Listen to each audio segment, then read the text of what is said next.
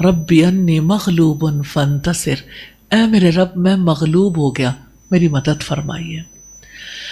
حالات کیا، تو جب بھی آپ مغلوب ہوں یہ دعا ضرور کر لیں، جب بھی مشکل میں ہو اللہ سبحانہ تعالیٰ سے نوح علیہ السلام کی طرح مانگ لیں کہ میں مغلوب ہو گئی، مجھے نہیں سمجھ آتی، مجھے نہیں پتہ چلتا کہ میں نے کدھر کو جانا ہے، ہو سکتا ہے کبھی اپنا پیدا کر دے۔ تو زندگی میں بہت لوگ ہوتے ہیں جو دکھ دیتے ہیں، بہت سی مشکلات آتی ہیں، لیکن جب آپ کے دل کے اندر نرمی ہوتی، جب آپ اپنے مقصد پہ نظر رکھتے ہیں، اس کی وجہ سے آپ اس طوفان سے اوپر اٹھ جاتے ہیں۔ وہ کارآمد ہے، اور اگر مقصد پورا نہ کرے تو بیکار ہے۔ کہیں ایسا تو نہیں کہ ہم اپنی زندگی بیکار ہی گزار رہے ہیں؟ کیا آپ جانتے ہیں بیکار چیزوں کے ساتھ کیا معاملہ ہوتا ہے؟ اگر یہ زندگی بیکار چلی گئی تو پھر آنے والے کل میں ہم کہاں ہوں گے؟ السلام علیکم ورحمۃ اللہ وبرکاتہ۔ کیسے ہیں آپ لوگ؟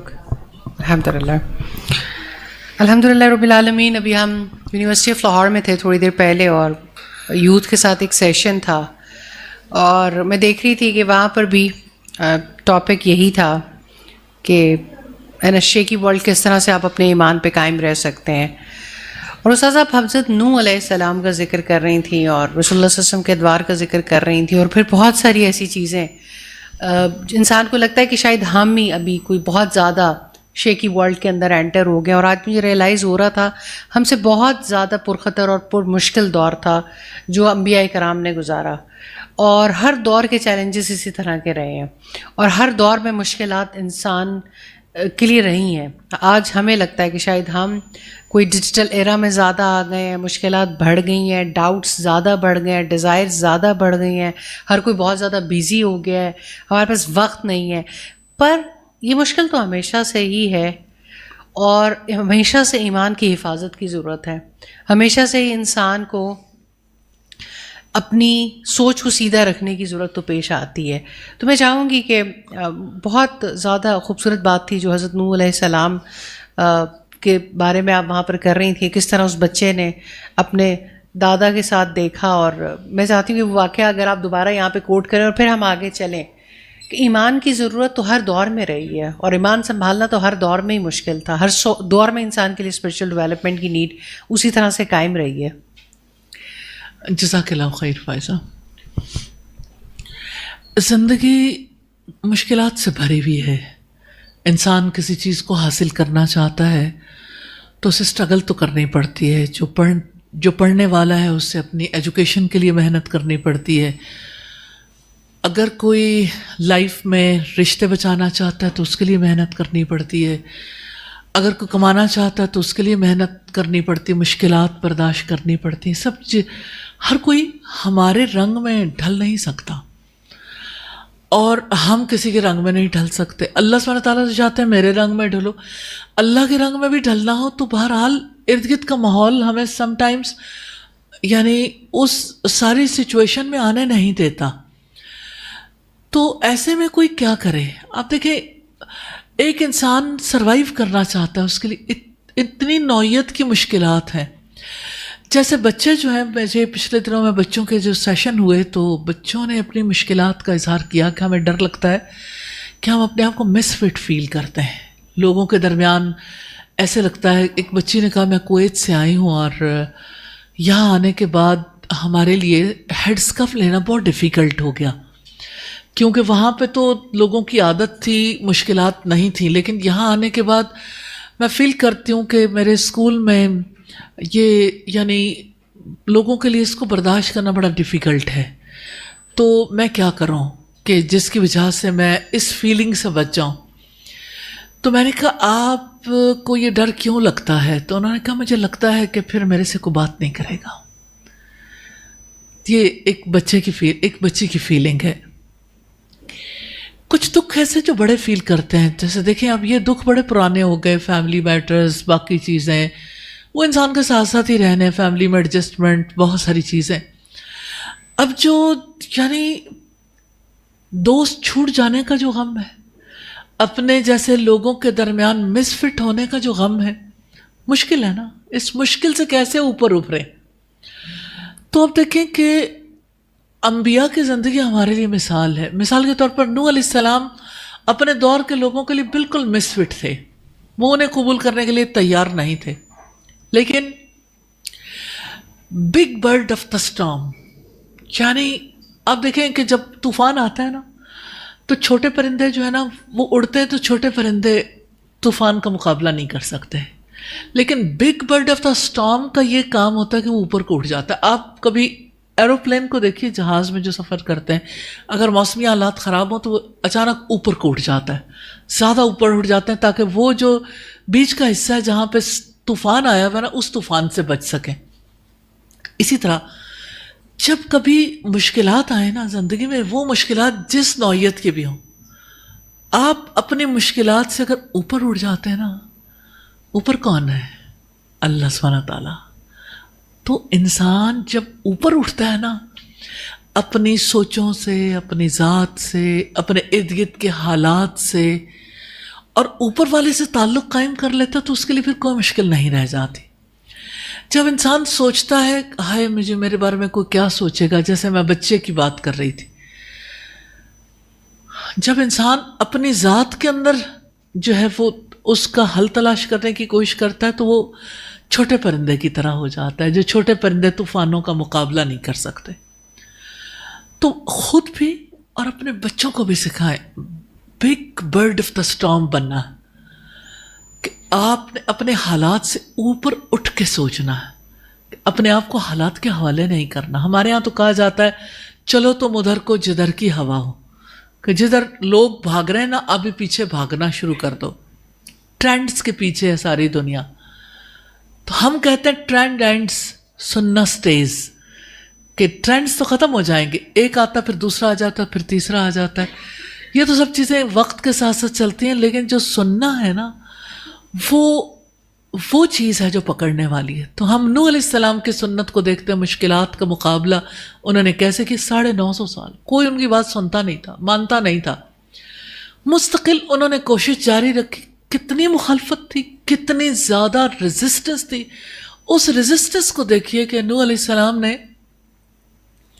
یعنی اپنے دور میں ایسا ہوا کہ ایک دفعہ ایک دادا اپنے پوتے کو کندھے پہ اٹھائے ہوئے تھا، کہنے لگا یہ جو شخص سجدے میں پڑا ہے نا بس اس سے بچ کے رہنا، اس نے تمہیں ضرور اپنے راستے پہ لگا لینا، اس کی بات نہیں ماننی. تو ایسا ہوا کہ یعنی پوتا کہنے لگا اچھا یعنی کہ اتنا خطرناک ہے تو آپ لوگ اس کا مقابلہ ایسے کرو گے کہ آپ صرف لفظوں سے کہو گے؟ میں آپ کو بتاتا ہوں کہ اس کا مقابلہ کیسے کرنا. چھلانگ لگائی دادا کے کندھے سے، ایک بھاری پتھر اٹھایا اور نوح علیہ السلام کے سر پہ دے مارا. تو نوح علیہ السلام کا سر ظاہر ہے پتھر کی چوٹ اور بہت بلیڈنگ ہوئی. اس وقت نوح علیہ السلام نے اللہ سبحانہ تعالیٰ سے دعا کی، ربی انی مغلوب فانتصر، اے میرے رب میں مغلوب ہو گیا، میری مدد فرمائیے. حالات کے ہاتھوں جب بھی آپ مغلوب ہوں یہ دعا ضرور کر لیں. جب بھی مشکل میں ہو اللہ سبحانہ تعالیٰ سے نوح علیہ السلام کی طرح مانگ لیں کہ میں مغلوب ہو گئی، مجھے نہیں سمجھ آتی، مجھے نہیں پتہ چلتا کہ میں نے کدھر کو جانا ہے. کبھی اپنی سوچ کے ہاتھوں، کبھی ارد گرد والوں کے ہاتھوں، کبھی ریلیٹیوز، کبھی دوست احباب، کبھی سوسائٹی کا پریشر، کبھی کسی اور طرح کا پریشر، فائنینشیل پریشر. یا اللہ میں مغلوب ہو گئی، آپ میری مدد فرما دیں. تو اللہ سبحانہ تعالیٰ مدد فرماتے ہیں الحمدللہ. اور آپ سوچیں کہ آپ ہر مشکل کے موقع پہ ضرور ان حالات کو یاد کریں. آپ کے لیے دنیا میں بڑا کام کرنا بہت مشکل ہے. اور میں ایک خاص بات جو اس وقت آپ سے بھی کہنا چاہتی ہوں، باقی لوگوں سے بھی، ہمارے پیارے نبی محمد صلی اللہ علیہ وسلم کو دیکھیے، انہوں نے ہر موقع کو، جب کبھی مشکل آتی ہے نا، یہ اللہ سبحانہ تعالیٰ کی طرف سے ٹیسٹ ہوتا ہے. جب مشکل آتی ہے تو ہم اب یہ سوچتے ہیں اللہ تعالیٰ نے ہمارے ساتھ ایسے کیوں کیا. دوسری سوچ یہ ہے وائی می. اللہ کے رسول صلی اللہ علیہ وسلم ہمیشہ سوچا کرتے تھے واٹ فار، کہ یہ مشکل آئی ہے یہ کس مقصد کے لیے آئی ہے، اس کی حکمت، اس کے پیچھے کیا ہے، اللہ تعالیٰ اس موقع پہ کیا کروانا چاہتے ہیں. اب یہ وہ چیز ہے کہ جس کی وجہ سے انسان کے لیے آگے بڑھنا آسان ہو جاتا ہے. مثال کے طور پر آپ دیکھیں جیسے طائف میں آپ گئے تو آپ نے یہ نہیں سوچا کہ وائی می، کہ مجھے پتھر مارے گئے، میری انسلٹ ہوئی، مجھے دیوانہ کہا گیا، میرے ساتھ یہ سارا معاملہ ہوا، سارے لوگ جو ہیں وہ اس طرح سے، یعنی ایک اکیلا اللہ سبحانہ تعالیٰ کا پیارا نبی، آخری نبی، اتنی باعزت ہستی، اور اللہ تعالیٰ، آپ سوچیں آسمان والے کا فیصلہ ہے، اس کا فیصلہ ہے کہ انہوں نے پتھر کھائے، اللہ تعالیٰ نے کسی مقصد سے ہی وہ پتھر جو ہے وہ رسول اللہ تک پہنچائے، آپ کے جوتوں تک خون بہہ کے گیا، اس کے پیچھے کیا تھا؟ اللہ تعالیٰ کیا چاہتے تھے؟ میں محمد رسول اللہ صلی اللہ علیہ وسلم کی جو یہ سوئچ اوور کرنا ہے نا، جیسے آپ کی لائٹ جاتی تو آپ کی لائٹ جانے پہ یعنی سولر یا آپ کا جنریٹر یا آپ کا کوئی بھی آلٹرنیٹ سورس ہے وہ آن ہو جاتا ہے، تو رسول اللہ صلی اللہ علیہ وسلم نے اس موقع پر پہاڑوں کا فرشتہ جو آیا تھا، جس نے کہا کہ آپ کہیں تو میں ان دو پہاڑوں کے بیچ میں جو وادی ہے ان لوگوں کو آپس میں پہاڑوں کو ملا دوں، سب تباہ ہو جائیں گے. لیکن آپ کا کویشچن نہ یہ تھا وائی می، کہ میں ہی کیوں، نہ آپ صلی اللہ علیہ وسلم نے اس موقع پر رنج کا اظہار کیا. آپ نے اس موقع پر جو جواب دیا، یہ ہے جواب ایک مسلمان کے لیے اس سنت کو فالو کرنا ہے.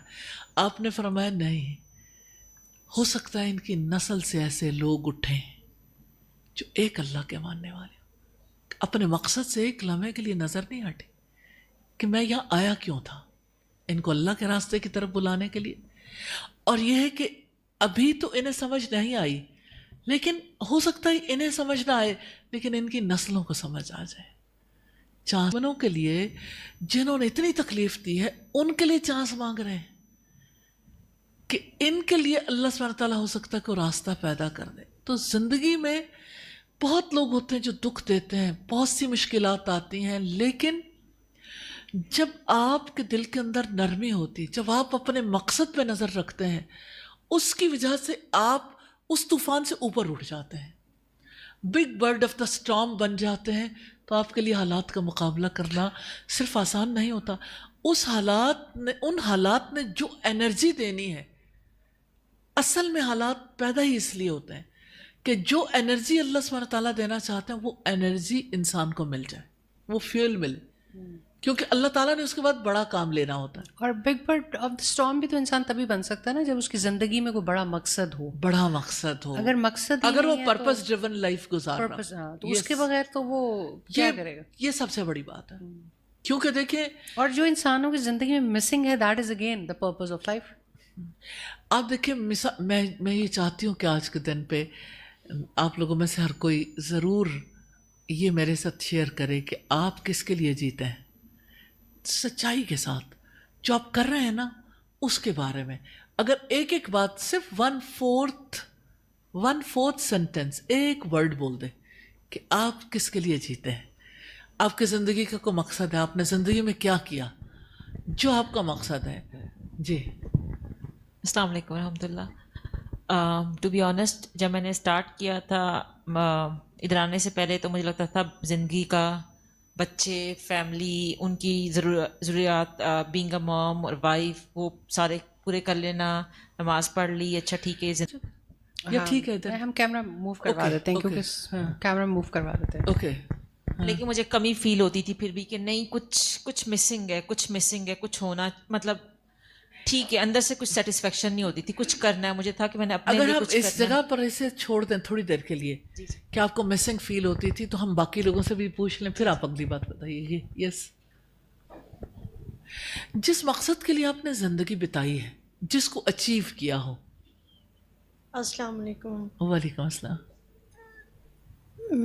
ہم تو شروع سے پیرنٹس جو ہیں جو وہ قرآن پڑھا دیا، یہ کر دیا، اور اس کے بعد جو پڑھانا ہے پڑھا کے شادی بچی کی کر دی.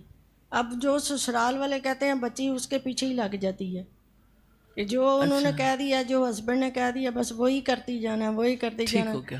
تو وہ اس کے بعد اس کو تھوڑی سی جب سمجھ آتی ہے تو پھر وہ کہتی ہے نہیں مجھے تو کچھ اور بھی کرنا چاہیے. ٹھیک، جب اس کی اپنی سمجھ کام کرتی ہے. ٹھیک ہے. جی ابھی مطلب جب ہم نے مطلب جو عمر گزاری ہے بڑی غفلت میں گزاری ہے، لیکن جب احساس ہوا تب دل چاہتا ہے کہ بچوں کو بھی جھنجھوڑ کو بولنے کہ نہیں وقت پر آ جاؤ. تو what you are doing for your purpose, اس وقت آپ جو کام کر رہے ہو بچوں کو مطلب اس ہاں. بات پر گائیڈ کرتی رہتی ہوں کہ ٹھیک ہو دیکھو گیا. بھائی آپ یہ کرو. اپنی کام والیوں کو کہتی ہوں نہیں آپ قرآن پڑھیں، میرے پاس آ کر پڑھ لیں، ٹھیک میں ہو گیا. آگے آپ کا کرتی ہوں. اگر اللہ کے آگے دیجیے گا، اگر اللہ کے رسول صلی اللہ علیہ وسلم اپنے ساتھ حضرت زید کو بتا دیتے اور اپنے گھر میں حضرت خدیجہ اور حضرت فاطمہ اور اپنی بیٹیوں کے ساتھ خوش رہتے تو کیا ہم مسلمان ہوتے؟ خیر امت اللہ سبحانہ تعالیٰ، تم وہ بہترین امت ہو جسے لوگوں کے لیے نکالا گیا ہے. تم لوگوں کو نیکی کا حکم دیتے ہو، برائی سے روکتے، اس لیے کہ تم اللہ پر ایمان رکھتے.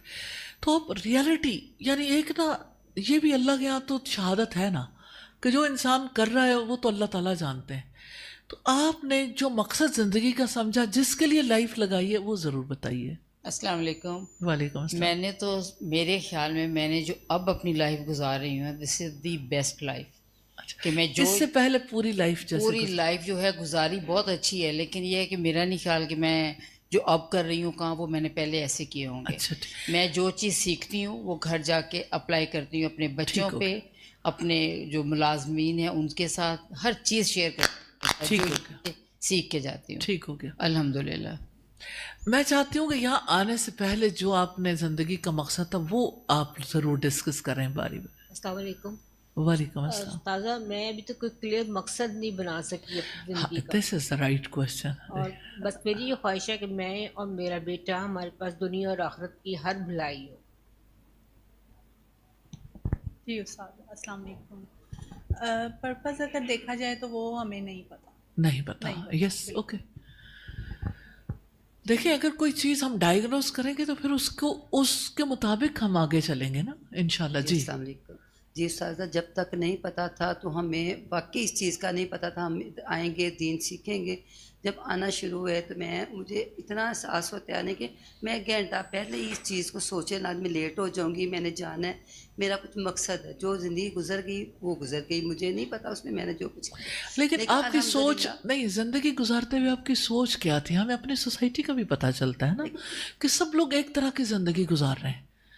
کوئی اپنے بچوں کے لیے جیتا ہے، کوئی شوہر کے لیے جیتا ہے، کوئی مال کمانے کے لیے جیتا ہے، کوئی نہ کوئی ہوتا ہے نا ذہن میں. ہاں جی بچوں کے لیے ہوتا ہے سب. جی ٹھیک ہو گیا. آپ آگے. السلام علیکم. وعلیکم السلام. میں تو یہ کہوں گی کہ زندگی گزاری ہے، بچوں کو پڑھایا لکھایا ہے، اپنے ہسبینڈ کے لیے کیا ہے، اپنے ماں باپ کے لیے کیا، اپنے سسرال والوں کے لیے کیا ہے. لیکن وہ جو ایک کمی ہوتی ہے نا انسان کے اندر، میں نے کافی عرصے سے آپ لوگوں کے پاس آ رہی ہوں، لیکن میں نے یہاں آ کے بہت سیکھا. اور ایک اور چیز کہ جو انسان کے اندر کمیاں ہوتی ہیں اس کو پتہ چلتا ہے کہ مجھے یہ اس بات کا نہیں پتہ تھا. بہت سے واقعات، بہت سی چیزیں آپ جو بتاتی ہیں وہ عام زندگی میں بندہ نہیں سن سکتا اور نہیں اسے پتہ چلتا. لیکن یہاں آ کے میں نے بہت سیکھا اور مجھے بہت اچھا لگتا ہے. اور میں جب گھر جاتی ہوں تو میں اپنی بہوؤں کو، اپنے بیٹوں کو اور اپنے تمام یعنی کہ لوگوں کو، اپنے ہسبینڈ کو بھی بتاتی ہوں کہ آج یہاں وہاں یہ ہوا اور یہ میں نے سیکھا. تو میں یہ سمجھتی ہوں کہ ابھی جو ہے لائف وہ جو پہلے گزر چکی ہے وہ اپنی طرف سے تو بیسٹ کی ہے، لیکن آگے بھی اللہ تعالیٰ ہمیں بہتر کرنے کی توفیق دے. بس. جی السلام علیکم. میں ایک اسٹیپ مدر ہوں. میں نے اپنی لائف ساری جو ہے، پہلے اولاد نہیں تھی تو ہسبینڈ بہت ہو گئے، پھر میں اسٹیپ مدر بنی. 21 سال ہو گئے مجھے، لیکن میں اسی طرح تھوڑا تھوڑا سا نا آپ لوگوں کے کبھی کئی سال بعد 2 سال بعد کچھ سنتی ہوں تو اس سے نا میری زندگی میں بڑا چینج آ جاتا ہے. اور جو آپ کہتے ہیں نا کہ جتنا بھی ہو سکے کسی کو معاف کرو، تو میں کوشش کرتی ہوں آپ لوگوں سے سیکھ کے کہ میں معاف کروں. اوکے. بس تو اگر آپ اوور آل دیکھیں نا تو سوسائٹی میں سب لوگ جو ہیں سب مطمئن ہیں. ہر کسی کے کو پتہ ہے کہ اس نے ایک گھریلو زندگی جو گزارنی ہے، اس کی ذمہ داریاں ہیں. اس نے اپنے شوہر کے لیے، اپنے اہل خاندان کے لیے اس نے فیملی کے لیے بچوں کے لیے کیا کرنا ہے. یہ سب ذمہ داریاں تو پوری کرنی ہیں, لیکن اللہ سبحانہ تعالیٰ نے اس کے علاوہ بھی ذمہ داریاں دی ہیں. جو ذمہ داری محمد رسول اللہ صلی اللہ علیہ وسلم کی تھی وہی ذمہ داری حضرت عائشہ نے بھی ادا کی.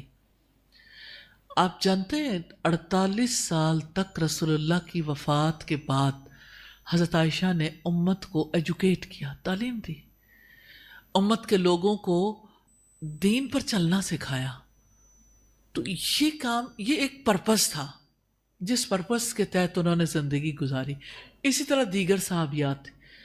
تو وی ہیو ٹو تھنک کہ ہم نے صرف کھانے پینے اور جینے کا تصور لے کے ہی دنیا سے چلے جانا ہے کہ ہم نے, دیکھیں مثال کے طور پر جیسے ایک گاڑی ہے, اس میں آپ فیول ڈالتے ہو اور فیول ڈالنے کے بعد آپ اس گاڑی کو کھڑا کر دیتے ہو. ایک دن, ایک ہفتہ, مہینہ, سال, 2 سال گزر گئے اور 10 سال گزر گئے, گاڑی کھڑی ہے, گاڑی شاید چلنے کے قابل بھی نہ رہے, کیونکہ گاڑی بھی تو ظاہر ہے اس کو اگر موو نہ کیا جائے تو اس کا انجن, اس کے ٹائرز, اس کی ہر چیز جو ہے وہ چاہتی کہ اس کو موو کیا جائے. گاڑی آپ کی سواری ہو اور آپ سواری نہ ہو اور سوار ہوئے بغیر ہی چلے جائیں, کیونکہ دیکھیں اس کے اندر ہر چیز پوری ہے, اس کی مشینری بھی ٹھیک کام کرتی ہے, اس کے اندر فیول بھی موجود ہے, لیکن اسے پتہ نہیں جانا کہاں ہے. اس کا تو ڈرائیور بیٹھے گا تو یہ فیصلہ کرے گا نا, کیونکہ وہ تو تیار ہے لے جانے کے لیے. اللہ سبحانہ تعالیٰ نے بھی اسی طرح سے ہمیں زندگی دی ہے, اس زندگی کے لیے ہم کھاتے ہیں پیتے ہیں, ہمیں اللہ سبحانہ تعالیٰ نے رشتے دیے, کتنی نعمتیں ہیں جو ہمارے پاس ہیں, لیکن اب یہ سب کچھ لے کے ہم نے کرنا کیا ہے؟ وہ اللہ سبحانہ تعالیٰ چاہتے ہیں کہ ہم زمین پر اصلاح کا کام کریں, لوگوں کو اللہ تعالیٰ کے راستے پہ چلائیں اور ان کی برائیوں کو دور کرنے کے لیے ورک کریں. لوگوں کو یہ بتائیں اللہ تعالیٰ کو کیا پسند ہے اور اللہ تعالیٰ کو کیا ناپسند ہے, وہ اللہ کی پسند کے مطابق زندگی گزارنے کے قابل, وہ اللہ سے محبت کریں, اس کے رسول سے محبت کریں, اور انہیں اس بات کی فکر ہونی چاہیے کہ we are responsible and we are accountable, کہ ہم اپنی زندگی میں ذمہ دار ہیں, صرف اپنے بچوں کے نہیں, اپنے گھر کے نہیں, اپنے ارد گرد والوں کے بھی. تو ہمیں جواب دینا ہے اس بات کا. ہمیں صرف اپنے ان کاموں تک توجہ نہیں رکھنی کہ ہم سارا کچھ کر کے گاڑی میں فیول ڈال کے گاڑی کھڑی کر دیں. تو زندگی کی گاڑی کھڑی ہوئی ہے, چل نہیں رہی, اور چلتی کسی سمت میں ہے. جو گول سیٹ ہوتا ہے, آپ کہیں جانا چاہیں گے تو آپ پہنچیں گے نا. تو آپ اپنی زندگی میں ضرور سوچیں کہ اب تک ہم نے کیا چاہا, کہ ہم امت مسلمہ کے فرد ہیں, مسلمان ہونے کی حیثیت سے ہمیں کہاں جانا تھا, اس امت نے کہاں جانا ہے جہاں جا نہیں پا رہے, نہ ہماری نسلیں نہ ہمارے باقی لوگ. تو اس میں ہماری کیا ذمہ داری بنتی ہے, ہم اس کام کو کس طرح سے انجام دیں. سوچتے رہیے گا, انشاءاللہ اس کے اوپر مزید بات کریں گے انشاءاللہ. جی اگر آپ کو کوئی سوال ہو تو آپ پوچھ سکتے ہیں انشاءاللہ, اور آن لائن بھی اسی طرح سے یوٹیوب پہ اگر کوئی سوال ہو تو ہم اس کو الحمدللہ وہ کر سکتے ہیں. اس سے مجھے ایسا لگتا ہے, جب میں سب کے جواب سن رہی تھی, کہ کیا وجہ ہے کہ خاندان بہت بڑی رسپانسبلٹی عورت کا, شوہر, بچے, لیکن خواتین اس بات کو سمجھنے میں ہمیں کیوں, ہماری جو قبیل ہے اس کو کیوں مشکل ہوتی ہے کہ ہماری ایک رسپانسبلٹی ٹورڈز امہ بھی ہے اور ہم نے اس کو پرفارم کرنا ہے. کیا یہ ہماری صرف ایجوکیشن اور مائنڈ سیٹ کی کہانی ہے کہ ہم نے اس کے بارے میں سوچا نہیں؟ دیکھیں ابھی جواب مل سکتا ہے مگر میں یہ سوچوں کہ میں مسلمان کیوں ہوں. ہر انسان جس کا کوئی ریلیجن ہے, ضروری تو نہیں ہے کہ وہ مسلمان ہو, وہ کوئی ایتھیسٹ ہو سکتا ہے, کوئی کرسچن ہو سکتا ہے, کوئی جیو ہو سکتا ہے, کسی کا کوئی بھی بلیو نہیں ہو سکتا. ایسا ہو سکتا ہے کسی کا کوئی بلیو. آخر ہم نے یہ اللہ سبحانہ تعالیٰ کو مانا کیوں؟ ہم محمد رسول اللہ کو اپنا رسول کیوں مانتے ہیں؟ ہم اسلام کو اپنا دین کیوں کہتے ہیں؟ پھر اللہ تعالیٰ جو حکم دیتے ہیں اس پر عمل کیوں نہیں کرتے؟ اپنی پسند کے مطابق زندگی گزارنا چاہتے ہیں, رب کی پسند کے مطابق زندگی کیوں نہیں گزارنا چاہتے؟ اصل پرابلم یہ ہے کہ سوسائٹی کا ایک مائنڈ سیٹ ہے, کنڈیشن مائنڈ سیٹ ہے. آپ اگر اپنے بڑوں کو دیکھیں ان کا بھی یہی مائنڈ سیٹ تھا, وہ اپنے بڑوں کو دیکھیں ان کا بھی یہی مائنڈ سیٹ تھا, وہ اپنے بڑوں کو دیکھیں تو یہ نسل در نسل جہالت چلی ہے کہ لوگوں کو پتہ ہی نہیں ہم پیدا کیوں کیے گئے. مجھے شیخ صالح ابن عثیمین کی بات اتنی زیادہ میرے دل کو پکڑتی ہے, اور وہ عقیدہ واسطیہ کی شرح کے مقدمے میں لکھی زندگی کا مقصد عبادت ہے تاکہ ہمارے دل محبت اور تعظیم سے اللہ سے جڑ جائیں. تو ہم تو اس لیے پیدا کیے گئے تھے کہ ہمارے دل اللہ سے لگ جائیں, اللہ سے جڑ جائیں. تو ہمارے دل تو کہیں اور جڑے ہوئے ہیں, ہماری زندگی تو کسی اور مقصد کے لیے یعنی لگ رہی ہے. ہمارا وقت, ہماری صلاحیتیں, ہمارا مال, ہمارا سب کچھ وہ تو کسی اور مقصد کے لیے لگ رہا ہے. ہم نے کیوں نہ جانا کہ ہمیں کیوں پیدا کیا گیا.